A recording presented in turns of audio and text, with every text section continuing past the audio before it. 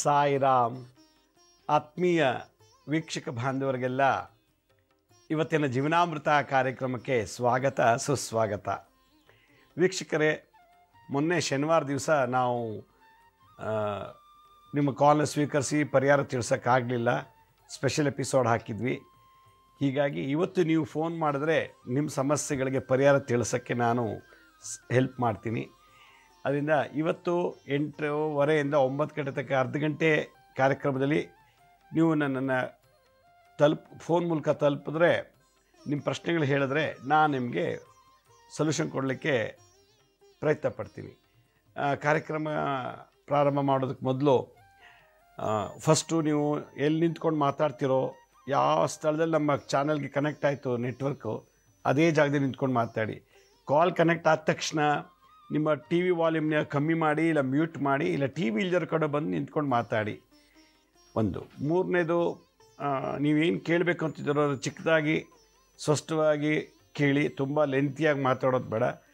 ನಾಲ್ಕನೇದು, ಯಾರು ಪ್ರಶ್ನೆ ಕೇಳಬೇಕೋ ಅವರೇ ಫೋನ್ ಮಾಡಿದ್ರೆ ಒಳ್ಳೆಯದು. ಯಾರೋ ಕನೆಕ್ಟ್ ಮಾಡ್ತಾರೆ, ಇನ್ಯಾರೋ ಹೋಗಿ ಅಲ್ಲೆಲ್ಲೋ ಇರ್ತಾರೆ, ಅಡುಗೆ ಮನೇಲಿರ್ಬೋದು, ಬೆಡ್ರೂಮಲ್ಲಿರ್ಬೋದು, ಹಿತ್ತಲಿರ್ಬೋದು, ಟೆರೆಸ್ ಮೇಲೆ ಇರ್ಬೋದು, ಎಲ್ಲೋ ಒಂದು ಕಡೆ ಇರ್ತಾರೆ. ಅಲ್ಲಿ ತೊಗೊಂಡೋಗಿ ಕೊಡೋಷ್ರೊಳಗೆ ನೆಟ್ವರ್ಕ್ ಡಿಸ್ಕನೆಕ್ಟ್ ಆಗ್ಬೋದು ಅಥವಾ ಬ್ರೇಕ್ ಆಗ್ಬೋದು ವಾಯ್ಸು. ಹೀಗಾಗಿ ಈ ಕಾಲು ನೀವು ಎಲ್ಲಿ ಕನೆಕ್ಟ್ ಆಗುತ್ತೋ ಅಲ್ಲೇ ನಿಂತ್ಕೊಂಡು ಮಾತಾಡಿದ್ರೆ ಒಳ್ಳೆಯದು ಅಂತ ನನ್ನ ಅಭಿಪ್ರಾಯ. Hello, okay. ನಾವು ಇವತ್ತು ಏನಕ್ಕೆ ನಮ್ಮ ಬದುಕಿನಲ್ಲಿ ಸಮಸ್ಯೆಗಳು ಜಾಸ್ತಿ ಇದೆ, ತುಂಬ ಕಷ್ಟಪಡ್ತಾ ಇದ್ದೀವಿ ಅಂತಂದರೆ ನಾವು ಪೂರ್ವ ಜನ್ಮದಲ್ಲಿ ಒಳ್ಳೇದು ಮಾಡಿಲ್ಲ ಅಂತ. ಸೈಟ್ ಇಲ್ಲ, ಮನೆ ಇಲ್ಲ, ವಿದ್ಯೆ ಇಲ್ಲ, ಒಳ್ಳೆ ಆರೋಗ್ಯ ಇಲ್ಲ, ಮದುವೆ ಆಗ್ತಿಲ್ಲ, ಮದುವೆ ಆದರೂ ಮಕ್ಕಳಿಲ್ಲ, ಒಂದೋ ಎರಡೋ ಸಮಸ್ಯೆ ಆದರೆ ಹೇಗೋ ದಬಾಯಿಸ್ಬೋದು. ವಿದ್ಯೆ ಇಲ್ಲ, ಕೆಲಸ ಇಲ್ಲ, ಸಾಲ ಬಾಧೆ, ರೋಗ ಬಾಧೆ, ಮದುವೆ ಆಗ್ತಿಲ್ಲ, ಇವೆಲ್ಲ ಸಮಸ್ಯೆಗಳನ್ನು ನೋಡಿದ್ರೆ ನಾವು ಏನೋ ಕೆಟ್ಟದ್ದು ಮಾಡಿದ್ವಿ ಓದ್ ಜನ್ಮದಲ್ಲಿ ಅಂತ ಅನಿಸುತ್ತೆ. ಅದಕ್ಕೆ ಈ ಜನ್ಮದಲ್ಲಿ ಎಲ್ಲ ಸುಖ ಬಂದ್ ಮಾಡಿಬಿಟ್ಟಿದ್ದಾನೆ ಭಗವಂತ. ಕಾರಿಲ್ಲ, ಸೈಟ್ ಇಲ್ಲ, ಸ್ವಂತ ಮನೆ ಇಲ್ಲ ಅಂದರೆ ನಾವು ಭೂಮಿಗೆ ಸಂಬಂಧಪಟ್ಟಂಥದ್ದು ತೊಂದರೆ ಓದ್ ಜನ್ಮದಲ್ಲಿ ಮಾಡಿದ್ದೀವಿ. ಅದಕ್ಕೆ ನಮ್ಗೆ ಈ ಜನ್ಮದಲ್ಲಿ ಆ ಸುಖ ಕಟ್ ಮಾಡಿದ್ದಾನೆ. ಮದುವೆ ಆಗ್ತಿಲ್ಲ, ಮದುವೆ ಆಗಿದ್ದಂಥ ಸಮಯದಲ್ಲಿ ಬೇರೆ ಏನೋ ತಪ್ಪು ಮಾಡಿದ್ವಿ ಓದ್ ಜನ್ಮದಲ್ಲಿ, ಈ ಜನ್ಮದಲ್ಲಿ ಮದುವೆ ಸುಖನೇ ಕಟ್ ಮಾಡಿದ್ದಾನೆ. ಸಂತಾನನೇ ಆಗ್ತಿಲ್ಲ, ಓದ್ ಜನ್ಮದಲ್ಲಿ ಸಂತಾನಕ್ಕೆ ಸಂಬಂಧಪಟ್ಟಂಥ ದೋಷ ಮಾಡಿದ್ದೀವಿ, ಈ ಜನ್ಮದಲ್ಲಿ ಸಂತಾನ ಆಗ್ತಿಲ್ಲ ಅಂತ ಒಂದು. ಎರಡನೇದು, ವಿಪರೀತ ಸಾಲ.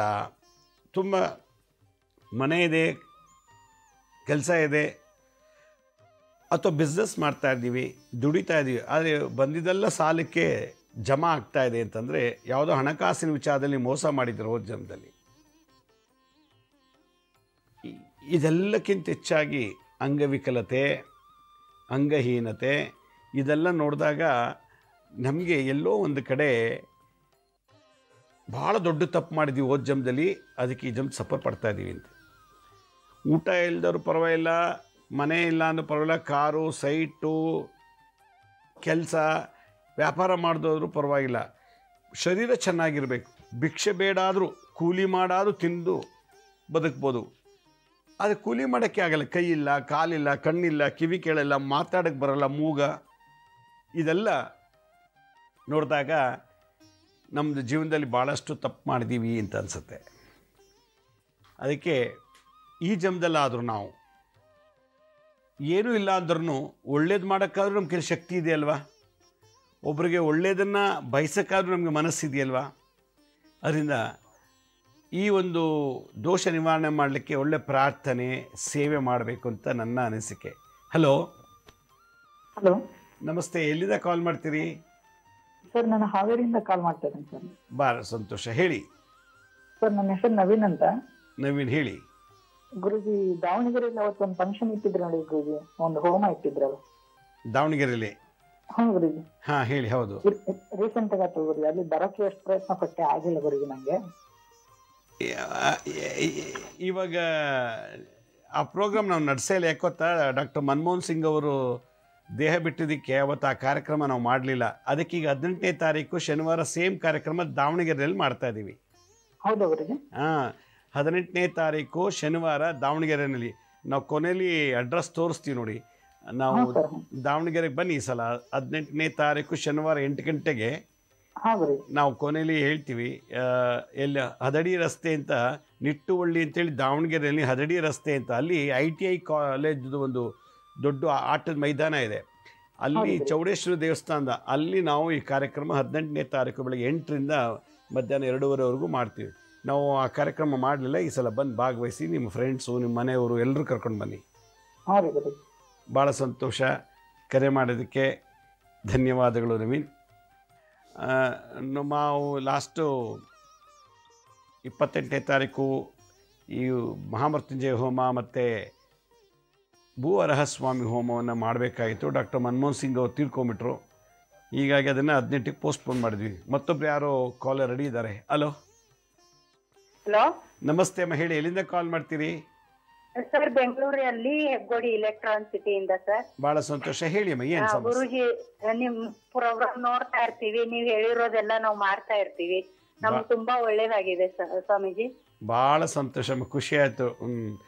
ನೀವು ಒಬ್ಬರೇ ನೋಡ್ತೀರಾ, ನೀವು ಬಂಧು ಮಿತ್ರರಿಗೆಲ್ಲ ಹೇಳಿದ್ದೀರಾ ನೋಡಲಿಕ್ಕೆ? ಇಲ್ಲ, ನೀವ್ ಹೇಳಿರೋ ಮುದ್ರಾ ಮಂತ್ರಗಳು ಎಲ್ಲ ನಾವು ಮಾಡ್ತಾ ಇರ್ತೀವಿ ಮನೆಯಲ್ಲಿ.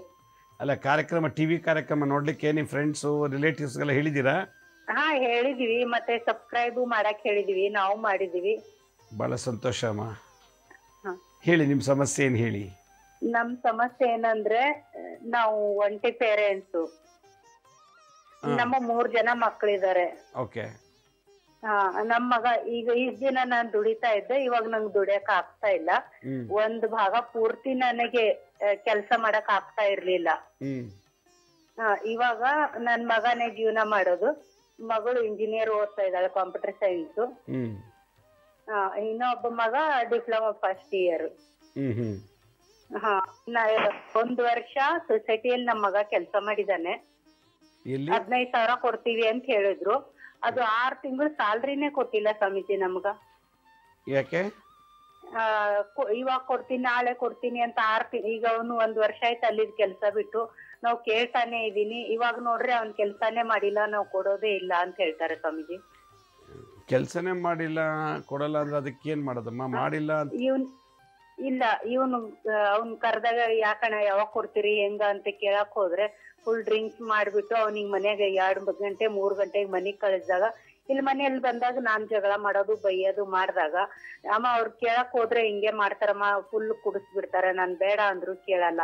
ನೀನ್ ದುಡ್ಡು ಮರ್ತ್ ಬಿಡು ಅಂತಾನೆ. ಕಷ್ಟಪಟ್ಟಿರೋ ದುಡ್ಡು ನಾವು ಬಿಡ್ಬೇಕಾ, ಏನ್ ಮಾಡ್ಬೇಕು ನೀವ್ ಹೇಳಿ? ಬಿಟ್ಬಿಡಿ. ಅಂತ ಜಾಗದಲ್ಲಿ ಹೋಗಿದ್ದೆ ದೊಡ್ಡ ತಪ್ಪು. ಇನ್ನು ಚೆನ್ನಾಗಿ ದೇವ್ರು ಒಳ್ಳೇದ್ ಮಾಡ್ತಾನೆ. ಇವನ್ಯಾ ಕುಡಿಯ ಕಲ್ತ್ಕೊಂಡ? ಅವ್ರ ಜೊತೆ ಸೇರ್ಕೊಂಡು ಸ್ವಾಮೀಜಿ. ಇದು ಬೇಕಾಗಿತ್ತ? ಕೆಲ್ಸ ಎಲ್ಲರೂ ಮನೆ ಕೂತಿದ್ರು ಪರವಾಗಿಲ್ಲ, ಈ ಕುಡಿಯೋ ಅಭ್ಯಾಸ ಯಾಕಮ್ಮ ಬೇಕು? ಈಗ ಅದೆಲ್ಲ ಬಿಟ್ಟು MTR ಸೇರಿದಾನೆ. ಮಾಡಿ, ಒಳ್ಳೇದಾಗ್ಲಿ, ಮಾಡ್ಲಿ. ದೇವ್ರು ಇನ್ನೂ ಚೆನ್ನಾಗಿ ಒಳ್ಳೇದ್ ಮಾಡ್ತಾನೆ. ಯಾಕೆ ಕೆಲಸ ಕೊಟ್ಟಿದ್ರು, ಕೆಲಸ ಮಾಡಿದ್ರು ಸಂಬಳ ಕೊಟ್ಟಿಲ್ಲ, ಅವ್ರಿಗೆ ತೊಂದರೆ ಆಗುತ್ತೆ. ನಿಮ್ಮ ಮಗನ ಶಾಪ ಅವ್ರು ತಟ್ಟುತ್ತೆ. ಆರಾಮಾಗಿರಿ, ಮುಂದೆ ಇನ್ನೂ ಒಳ್ಳೇದಾಗತ್ತೆ. ನಾನು ಆಗಲೇ ಹೇಳ್ತಾ ಇದ್ದೆ, ಬದುಕು, ಈ ಮನುಷ್ಯನ ಜನ್ಮ ಬಹಳ ಶ್ರೇಷ್ಠವಾದದ್ದು. ನಾಯಿ, ಹಂದಿ, ಹಾವು, ಕತ್ತೆ, ಚಿರತೆ, ಸಿಂಹ, ಒಂಟೆ ಈ ಥರ ಪ್ರಾಣಿಗೆಲ್ಲ ಹೋಲಿಸಿದ್ರೆ ಈ ಮನುಷ್ಯನ ಜನ್ಮ ಬಹಳ ಶ್ರೇಷ್ಠ. ಹಲೋ ಹಲೋ, ನಮಸ್ತೆ ಅಮ್ಮ, ಹೇಳಿ ಎಲ್ಲಿಂದ ಕಾಲ್ ಮಾಡ್ತೀರಿ? ನಮಸ್ತೆ ಸರ್. ನಾವು ಹರಿಹರ ತಾಲೂಕು ದಾವಣಗೆರೆ ಡಿಸ್ಟಿಕ್ ಇಂದ ಒಂದು ಹಳ್ಳಿ ಸಾರ್ತಿ ಅಂತ ಮಾಡ್ತಾ ಇದ್ವಿ. ಹೇಳಿ ಅಮ್ಮ, ಏನು ಪ್ರಾಬ್ಲಮ್ ಹೇಳಿ? ನಮಗೆ ಮಗನ ಮದ್ವಿ ಎಲ್ಲಿ ನೋಡಿದ್ರು ಆಗ್ತಾ ಇಲ್ಲ ಗುರುಜಿ. ಎಷ್ಟು ಏಜ್ ಮಗನಿಗೆ? ಮಗನಿಗೆ ಈಗ 28. 28. ಎಲ್ಲೂ ನೀವು ಹುಡುಗಿನ ಹುಡುಕ್ತಾ ಇಲ್ವಾ ಅಥವಾ ಏನು? ಹುಡುಕಿದೇವಿ, ನೋಡ್ ಬಂದಿದ್ದೇವಿ ಗುರುಜಿ. ಅವನಿಗೆ ಇಷ್ಟ ಆದವು, ಜಾತಕ ಸರಿ ಬರ್ತಾ ಇಲ್ಲ ಹೊಂದಾಣಿಕೆ ಆಗ್ತಾ ಇಲ್ಲ ಗುಣಗಳು. ನೋಡಿ, ಯಾರಿಗಾರು ಕಾಳಸರ್ಪ ದೋಷ ಇದ್ದರೆ ಕಾಳಸರ್ಪ ದೋಷ ಇರೋರನ್ನೇ ಮದುವೆ ಮಾಡಬೇಕು. ಅದರಿಂದ ಈಗ ನಿಮ್ಮ ಹುಡುಗನಿಗೆ ಕಾಳಸರ್ಪ ದೋಷ ಇದೆಯೋ ಏನೋ ಗೊತ್ತಿಲ್ಲ, ನೋಡಬೇಕು. ನೋಡಿದ್ರೆ ಅಂತ ಕಾಳಸರ್ಪ ದೋಷ ಇರೋ ಹುಡುಗಿನೇ ಹುಡುಕಿದಾಗ ಮ್ಯಾಚ್ ಆಗೋದು. ಈಗ ಮಗನಿಗೆ ಸ್ವಲ್ಪ ಅಗ್ನಿಹೋತ್ರಿ ಮಾಡ್ತಾ ಇದ್ದೀವಿ ಗುರುಜಿ. ಏನಮ್ಮ? ಅಗ್ನಿಹೋತ್ರಿ ಮಾಡ್ತಾ ಇದೀವಿ ಗುರುಜಿ. ನಾವು ಯಾರು ಮಾಡ್ತಾರೆ? ನಮ್ಮ ಮನೇಲಿ ನಮ್ಮ ತಂಗಿ ನಾನು ಮಾಡ್ತಾ ಇದ್ದೆ ಗುರುಜಿ. ಬಟ್ ಮಗ ಮಾಡಲ್ಲ? ಇಲ್ಲ, ಅವನು ಬೆಂಗಳೂರಲ್ಲಿ ಕಂಪ್ನಿಲಿ ಇದ್ದಾನೆ ಗುರುಜಿ. ಮಗನಿಗೆ ಹೇಳಿ ಒಂದ್ಸಲ ಕುಕ್ಕೆ ಸುಬ್ರಹ್ಮಣ್ಯಕ್ಕೆ ಹೋಗಿ ಬರಕ್ಕೆ ಹೇಳಿ. ಕುಕ್ಕೆ ಸುಬ್ರಹ್ಮಣ್ಯಕ್ಕೆ ಹೋಗಿ ಪ್ರಾರ್ಥನೆ ಮಾಡ್ಕೊಂಡು ಬರ್ಲಿ. ಆಯ್ತು ಗುರುಜಿ, ಮಾಡ್ಕೊಂಬರ್ಲಿ. ಯಾಕೆಂದ್ರೆ ಸರ್ಪದೋಷ ಇದ್ರೆ ಮದ್ವೆ ತುಂಬಾ ಲೇಟ್ ಆಗತ್ತೆ.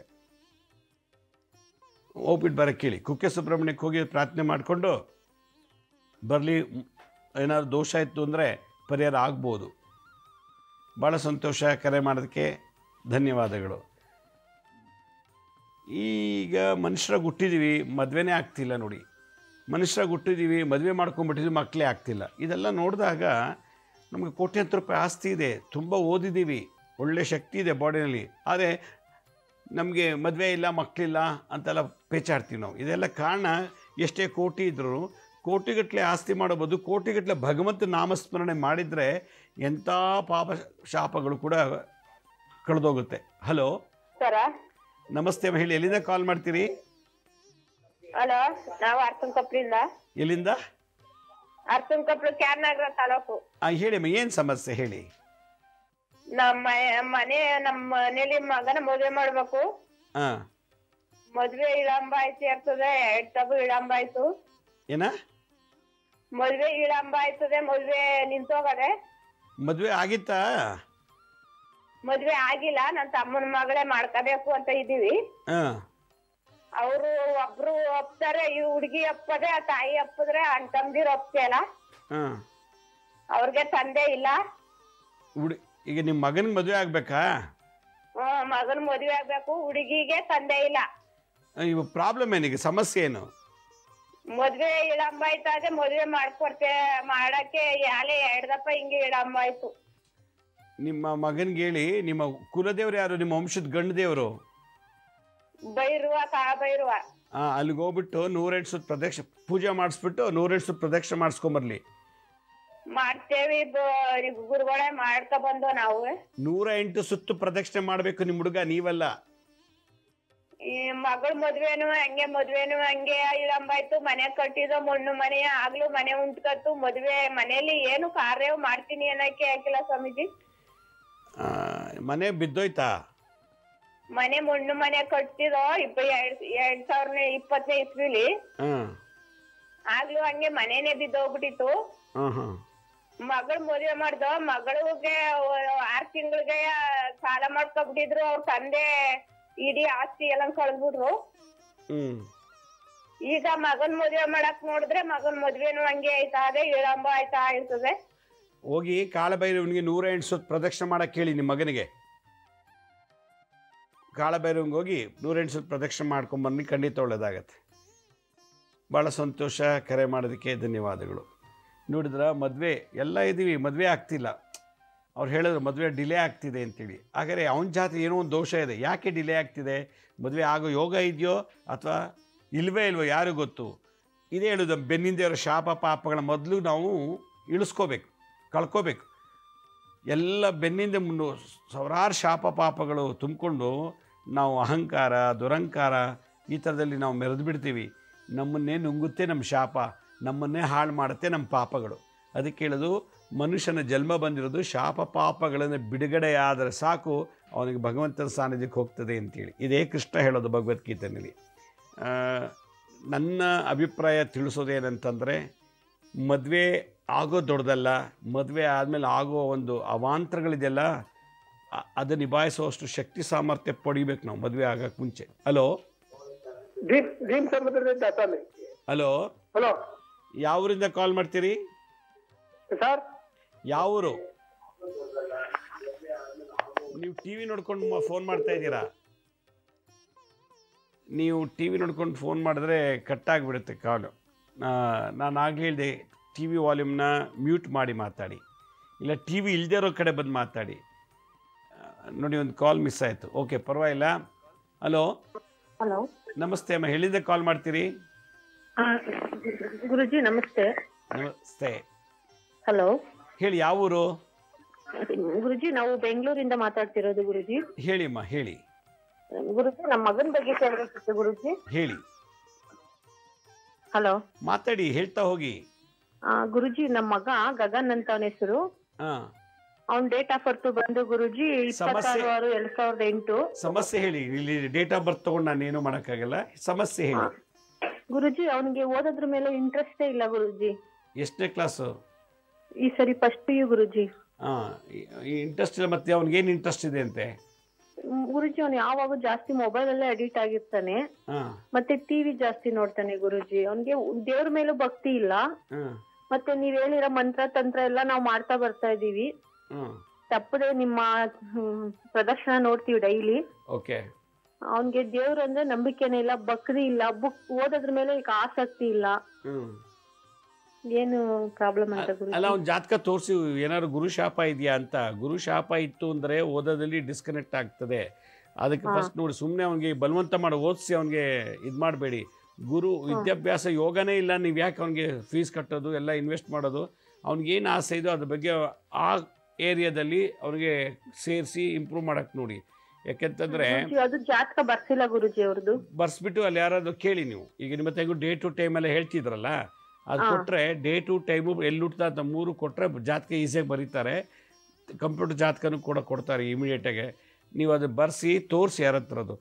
ಗುರು ಅನುಗ್ರಹ ಇದ್ದರೆ ನೀವು ಏನೂ ಇಲ್ಲದರೂ ಓದು ವಿದ್ಯಾವಂತರಾಗಿಬಿಡ್ತಾರೆ.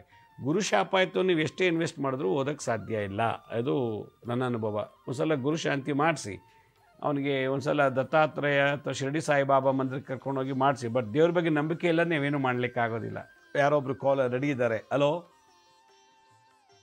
ಹಲೋ ಹಲೋ ಹಲೋ ಹಾಂ ನಮಸ್ತೆ, ಹೇಳಿ. ಎಲ್ಲಿಂದ ಕಾಲ್ ಮಾಡ್ತೀರಿ?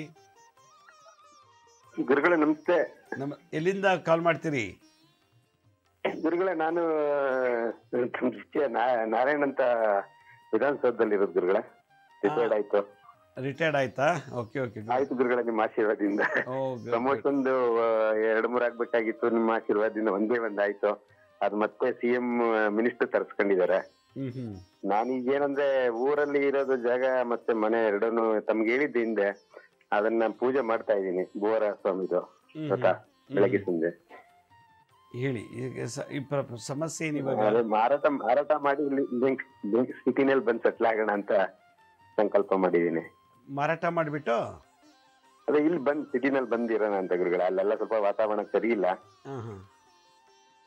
ಈಗ ನೀವೇನ್ ಮಾರಾಟ ಮಾಡಿ, ಜಮೀನ ಮನೆನಾ? ಈ ಎರಡನ್ನೂ ಮಾಡ್ಬಿಟ್ಟು ಇಲ್ಲಿ ಸಿಟಿಗೆ ಬಂದ್ಬಿಡೋಣ ಅಂತ ಗುರುಗಳೇ. ಸರಿ, ಈಗ 18ನೇ ತಾರೀಕು ನಾವು ದಾವಣಗೆರೆಯಲ್ಲಿ ಭೂವರಹಸ್ವಾಮಿ ಹೋಮ ಮಾಡ್ತಾ ಇದೀವಿ. ನಿಮ್ಮ ಜಮೀನು ಯಾವುದು ಮಾರಾಟಕ್ಕೆ ಇಟ್ಟಿದ್ದೀರೋ ಅದನ್ನ ಪೂರ್ವ, ಪಶ್ಚಿಮ, ಉತ್ತರ, ದಕ್ಷಿಣ ಮತ್ತೆ ಮಧ್ಯಭಾಗದಲ್ಲಿ ಒಂದೊಂದು ಇಡೀ ಮಣ್ಣು ತಗೊಂಡ್ಬಿಟ್ಟು 18ನೇ ತಾರೀಕು ಶನಿವಾರ ಹೋಮಕ್ಕೆ ಸಂಕಲ್ಪ ಮಾಡ್ತಾ ಆತರ ಮಾಡ್ತಾ ಇದೀನಿ ಗುರುಗಳೇ. ಮನೇಲಿ ಪೂಜೆ ಮಾಡ್ತಾ ಇದೀನಿ. ತಾವ್ ಹೇಳಿದ್ದು ಇದನ್ನ ಮಾಡ್ತಾ ಇದೀನಿ. ಹೆಚ್ಚು ಕಡಿಮೆ 21 ದಿನ ಆಗಿದೆ ಆಲ್ರೆಡಿ. ಹೋಮಕ್ಕೆ ಬನ್ನಿ, ಅಲ್ಲಿ ತಗೊಂಬನ್ನಿ ನೋಡಿ. ಇನ್ನೂ ಭಾಳ ಬಲ ಬರುತ್ತೆ ಭೂಮಿಗೆ. ಆವಾಗ ಅದನ್ನು ನಿಮಗೆ ತಂತ್ರ ಎಲ್ಲ ಹೇಳ್ಕೊಡ್ತೀವಿ ಅವತ್ತು ಹೋಮ ದಿವಸ. ಅದನ್ನು ಮಾಡಿದ್ದೇ ಆದರೆ ನೀವು ಮಾರಬೇಕಾಗಿರೋ ಮನೆ ಮಾರಾಟ ಆಗುತ್ತೆ. ನೀವು ಯಾವ ಜಮೀನು ಮಾರಾಟ ಮಾಡಬೇಕು ಅಂತಿದ್ದೀರೋ ಅದನ್ನು ಕೂಡ ಸಲೀಸಾಗಿ ಮಾರಾಟ ಆಗುತ್ತೆ. ನಾವು ಈಗ ಇನ್ನೊಂದು ಕೊನೆಯಲ್ಲಿ ಹೇಳ್ತೀವಿ. ಇದು ದಾವಣಗೆರೆಯಲ್ಲಿ ನಡೀತಾ ಇದೆ 18ನೇ ತಾರೀಕು ಶನಿವಾರ. ಹದಡಿ ರಸ್ತೆಯಲ್ಲಿ ಈ ITI ಕಾಲೇಜಲ್ಲಿ ಒಂದು ಚೌಡೇಶ್ವರ ದೇವಸ್ಥಾನ ಇದೆ, ಆ ಗ್ರೌಂಡಲ್ಲಿ. ಅಲ್ಲಿಗೆ ಬನ್ನಿ, ಆ ಮಣ್ಣು ಮತ್ತೆ ಎಲ್ಲ ತಗೊಂಡು. ಭಾಳ ಸಂತೋಷ ಕರೆ ಮಾಡೋದಕ್ಕೆ, ಧನ್ಯವಾದಗಳು. ನೋಡಿ, ಮಾರಾಟ ಮಾಡಲಿಕ್ಕೂ ಕೂಡ ನಮಗೆ ಯಾರು ಬಂದು ತಗೋತಿಲ್ಲ ಅಂತಂದರೆ ಅಲ್ಲಿ ದೋಷ ಇದೆ. ಮನೆ ಮಾರಾಟಕ್ಕೆ ಇಟ್ಟಿದ್ದೀವಿ, ಯಾರೂ ಬರ್ತಾ ಇಲ್ಲ. ಭೂಮಿ ಮಾರಾಟಕ್ಕೆ ಇಟ್ಟಿದ್ದೀವಿ, ಯಾರೂ ಬರ್ತಿಲ್ಲ.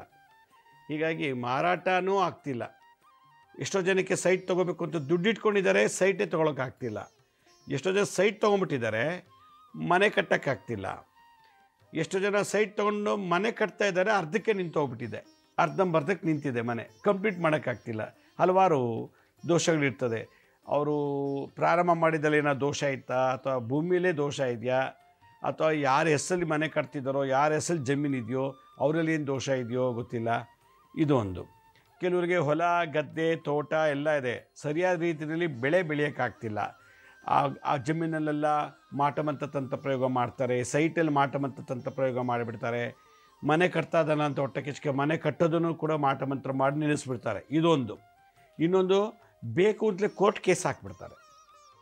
ಬೇಕು ಅಂತ ಮನೆ ಕಟ್ಟಬಾರ್ದು, ಆ ಸೈಟ್ ಮೇಲೊಂದು ಕೇಸು, ಆ ಜಮೀನ್ ಮೇಲೊಂದು ಕೇಸು. ಹೀಗೆ ಬೇಕು ಅಂತಲೇ ಏನೋ ಒಂದು ತರಲೆ ತಾಪತ್ರೆ, ಹಣದ ಆಸೆಗೇನೋ ಅಥವಾ ಹೊಟ್ಟೆ ಕಿಚ್ಕೋ ಒಂದು ಕೋರ್ಟ್ ಕೇಸ್ ಹಾಕಿ ಅದನ್ನು ತಂದು ಕೋಶಾಂಗಟ್ಲೆ ಅಲಿಸ್ತಾರೆ ಕೋರ್ಟ್ಗೆ. ಇದೊಂದು. ಇನ್ನೊಂದು, ಕೆಲವರು ಸೈಟ್ ತೊಗೊಂಡ ತಕ್ಷಣ ಅವ್ರಿಗೆ ಆರೋಗ್ಯ ಕೆಟ್ಟು ಹೋಗುತ್ತೆ. ಮನೆದು ಪರ್ಚೇಸ್ ಮಾಡಿದ್ರು, ಮನೆಗೆ ಹೋದ್ಮೇಲೆ ಅವ್ರಿಗೇನೋ ಒಂದು ಪ್ಯಾರಾಲಿಸಿಸ್ ಆಯ್ತು, ಲಕ್ವಾ ಬಂತು, ಪಿಟ್ಸ್ ರೋಗ ಶುರುವಾಯಿತು, ಕ್ಯಾನ್ಸರ್ ಬಂತು, ಆ ಜಮೀನು ತೊಗೊಂಡ್ಮೇಲೆ ಅವ್ರಿಗೇನೋ ಒಂದು ಕಾಯಿಲೆ ಬಂತು, ಆ ಜಮೀನು ತೊಗೊಂಡ್ಮೇಲೆ ಆಕ್ಸಿಡೆಂಟ್ ಆಯಿತು, ಆ ಜಮೀನೋ ಮನೆಯೋ ತೋಟನೋ ತೊಗೊಂಡ್ಮೇಲೆ ಅವರಿಗೆ ಸಾವುಗಳಾಯಿತು ಮನೇಲಿ. ಹೀಗೆ ಒಂದು ಭೂಮಿಯಿಂದ ಅಥವಾ ಮನೆಯಿಂದ ನಮಗೆ ಆರೋಗ್ಯ ಕೆಟ್ಟೋಗುತ್ತೆ ಅನ್ನೋದಾದರೆ, ಒಂದು ಭೂಮಿ ಮನೆಗಳಿಂದ ನಮಗೇನಾದ್ರು ಅನಾಹುತಗಳಾಗುತ್ತೆ ಅನ್ನೋದಾದರೆ, ಮರಣಗಳು ಬರ್ತದೆ ಅಂತಂದರೆ ನಮ್ಮ ಜಾತಕದಲ್ಲೂ ದೋಷ ಇರ್ತದೆ, ಆ ಭೂಮಿ ಅಥವಾ ಮನೇಲಿ ದೋಷ ಇರ್ತದೆ. ಭೂಮಿ ಅಂದ ತಕ್ಷಣವೇ ಮಂಗಳ ಗ್ರಹ. ಈ ದೋಷಗಳು ಕೋರ್ಟ್ ಕೇಸ್ ಇರ್ಬೋದು, ಮಾಟಮತ್ತ ತಂತ್ರ ಬಾಧೆಗಳಿರ್ಬೋದು, ಅಥವಾ ಯಾವುದೋ ದುಷ್ಟರಿಂದ ತೊಂದರೆಗಳಿರ್ಬೋದು, ಈ ಥರ ದೋಷಗಳೆಲ್ಲ ರಾಹು ಗ್ರಹ ನಮಗೆ ಮಾಡಿಸುತ್ತೆ. ಅದಕ್ಕೆ ಭೂಮಿಯನ್ನು ಮಂಗಳ ಗ್ರಹಕ್ಕೆ, ಕಟ್ಟಡ ಕಟ್ಟೋ ಜಾಗ ಮಂಗಳ ಗ್ರಹ. ನಮ್ಮ ಜಾತಕದಲ್ಲಿ ಏನೋ ದೋಷಗಳಿತ್ತು ಅಂದರೆ ಮಂಗಳ ಮತ್ತು ರಾಹುಗೆ ಶಾಂತಿ ಆಗಬೇಕು. ಈ ರಾಹು ಗ್ರಹಕ್ಕೆ ಶಾಂತಿ ವರಹಸ್ವಾಮಿ ಅಂತ ಹೇಳ್ತಾರೆ. ಅದರಿಂದ ಎಷ್ಟೋ ಜನ ಇವತ್ತು ಕೋಟ್ಯಾಂತರ ಜನ ಭೂಮಿ ವಿಚಾರದಲ್ಲಿ ಕೋರ್ಟ್ಗೆ ಹಲ್ದು ಲಕ್ಷಾಂತರ ರೂಪಾಯಿ ಕಳ್ಕೊಂಡಿದ್ದಾರೆ. ಲಾಯರ್ ಫೀಸ್, ಅಡ್ವೊಕೇಟ್ ಫೀಸ್ ಕೊಡಬೇಕು, ಮತ್ತು ಇನ್ನೇನೋ ದುಡ್ಡೆಲ್ಲ ಕಳ್ಕೊಂಡು ಈ ಥರದ ದೋಷ ಇದೆ. ಅದಕ್ಕೆ ಈ ಥರ ಎಲ್ಲ ದೋಷಗಳ ನಿವಾರಣೆ ಮಾಡಲಿಕ್ಕೆ ನಾವು ಇದೇ ತಿಂಗಳು 18ನೇ ತಾರೀಕು ದಾವಣಗೆರೆಯಲ್ಲಿ ನಿಟ್ಟುವಳ್ಳಿ ಅಂತೇಳಿ ಇದೆ. ಆ ನಿಟ್ಟುವಳ್ಳಿ ಹದಡಿ ರಸ್ತೆ ಅಂತ, ಹದಡಿ ರಸ್ತೆಯಲ್ಲಿ ಒಂದು ITI ಕಾಲೇಜ್ ಗ್ರೌಂಡ್ ಇದೆ. ಆ ITI ಕಾಲೇಜ್ ಗ್ರೌಂಡಲ್ಲಿ ಚೌಡೇಶ್ವರಿ ದೇವಸ್ಥಾನ, ಅಲ್ಲಿ ಬೆಳಗ್ಗೆ 8ರಿಂದ 2:30 ತನಕ ನಾವು ಈ ಕಾರ್ಯಕ್ರಮ, ಹೋಮ ಮಂತ್ರ ಜಪ ಎಲ್ಲ ಹೇಳ್ಕೊಡ್ತೀನಿ. ಅಲ್ಲಿ ಮಂತ್ರಗಳು ಹೇಳ್ಕೊಡ್ತೀನಿ, ತಂತ್ರಗಳು ಹೇಳ್ಕೊಡ್ತೀನಿ. ಅದಕ್ಕೆ ನಿಮ್ಮ ಜಮೀನ್ದು ಸೈಟು ಪೂರ್ವ, ಪಶ್ಚಿಮ, ಉತ್ತರ, ದಕ್ಷಿಣ, ಮಧ್ಯಭಾಗದ ಜಮೀನು ತೊಗೊಂಬನ್ನಿ. ಮನೆ ಕಟ್ಟಬೇಕು ಅಂದು 2 ಇಟ್ಕೆ ತೊಗೊಂಬನ್ನಿ. ಅರ್ಧಂಬರ್ಧ ಕಟ್ಟಿರೋ ಮನೆಗಳಿಗೆ 2 ಇಟ್ಕೆ ತೊಗೊಂಬಂದು ನಾನು ಮಂತ್ರ ಹೇಳ್ಕೊಡ್ತೀನಿ, ತಂತ್ರಗಳು ಹೇಳ್ಕೊಡ್ತೀನಿ. ತೊಗೊಂಡು ಮಾಡಿ ನಿಮ್ಮದೆಲ್ಲ ಭೂಮಿ ಸಂಬಂಧಪಟ್ಟಿದ್ದು, ಕಟ್ಟಡಕ್ಕೆ ಸಂಬಂಧಪಟ್ಟಿದ್ದೆಲ್ಲ ದೋಷ ನಿವಾರಣೆ ಆಗುತ್ತೆ. ಇದು ನಡೆಯೋದು ಸ್ಥಳ 18ನೇ ತಾರೀಕು ನಾನು ಸ್ಕ್ರೀನ್ ಮೇಲೆ ತೋರಿಸ್ತಾ ಇದ್ದೀನಿ. ಮೊಬೈಲಲ್ಲಿ ಕ್ಲಿಕ್ ಮಾಡ್ಕೊಳ್ಳಿ ಅಡ್ರೆಸ್ ಎಲ್ಲ. ಈ ಜಾಗಕ್ಕೆ ಪ್ರತಿಯೊಬ್ಬರು ನಿಮ್ಮ ಬಂಧು ಮಿತ್ರರೆಲ್ಲರೂ ಬನ್ನಿ. ಇದು ಉಚಿತ ಕಾರ್ಯಕ್ರಮ, ನಿಮ್ಮ ಒಳ್ಳೆಯದಕ್ಕೋಸ್ಕರ ಮಾಡ್ತಾಯಿದ್ದೀವಿ ಅಂತ ಹೇಳ್ತಾ, ನಮ್ಮ ಹಳೆ ಸಂಚಿಕೆಗಳು ಯಾರು ನೋಡೋಕ್ಕಾಗಿಲ್ವೋ ಅವ್ರು ನಮ್ಮ ಶಿರಡಿ ಸಾಯಿ ಭಿಕ್ಷಾ ಕೇಂದ್ರ ಹೆಲ್ತ್ ಸೈನ್ಸ್ ಅಂತ 2 ಯೂಟ್ಯೂಬ್ ಚಾನಲ್ ಇದೆ. ಇದ್ರ ಜೊತೆ SSBK ಜ್ಞಾನೋದಯ ಅಂತ ಒಂದು ಮ್ಯೂಸಿಕ್ ಚಾನಲ್ ಇದೆ. 3ಕ್ಕೂ ಸಬ್ಸ್ಕ್ರೈಬ್ ಮಾಡ್ಕೊಳ್ಳಿ. ಪಕ್ಕದಲ್ಲಿರೋ ಬೆಲ್ ಬಟನ್ ಪ್ರೆಸ್ ಮಾಡಿ, ನೋಡಾದ್ಮೇಲೆ ಲೈಕನ್ನು ಬಟನ್ ಪ್ರೆಸ್ ಮಾಡಿ. ಆಮೇಲೆ ಆ ಲಿಂಕನ್ನು ನಿಮ್ಮ ಬಂಧು ಮಿತ್ರ ವಾಟ್ಸಪ್ ಮುಖಾಂತರ, ಇಮೇಲ್ ಮುಖಾಂತರ ಶೇರ್ ಮಾಡಿ. ಗುರುಜಿ ಲಕ್ಷ್ಮೀ ಶ್ರೀನಿವಾಸ್ ಅಂತೇಳಿ ಫೇಸ್ಬುಕ್ಕು, ಇನ್ಸ್ಟಾಗ್ರಾಮು, ಟ್ವಿಟ್ಟರ್, ಲಿಂಕ್ಡ್ಇನ್ ಕೂಡ ಅಪ್ಲೋಡ್ ಮಾಡ್ತಾ ಇರ್ತೀವಿ. ಅಪಾಯಿಂಟ್ಮೆಂಟ್ಸ್ ಯಾರಿಗೆ ಬೇಕೋ ಅವ್ರಿಗೆ www.lakshmisrinivas.in ಅಂತ ನೀವು ಅಲ್ಲಿಗೆ ಲಾಗಿನ್ ಆಗಿ ನೀವೇ ಡೇ ಟು ಟೈಮ್ಗೆ ಬುಕ್ ಮಾಡ್ಕೋಬೋದು ಅಂತ ಹೇಳ್ತಾ ಇವತ್ತಿನ ಕಾರ್ಯಕ್ರಮ ಮುಗಿಸ್ತಾ ಇದ್ದೀವಿ. ಎಲ್ಲರೂ 18ನೇ ತಾರೀಕು ಈ ಮಹಾಯಾಗಕ್ಕೆ ಭಾಗವಹಿಸಿ. ಅಲ್ಲಿವರೆಗೂ ನನ್ನ ನಮಸ್ಕಾರ. ಸಾಯಿರಾಮ್.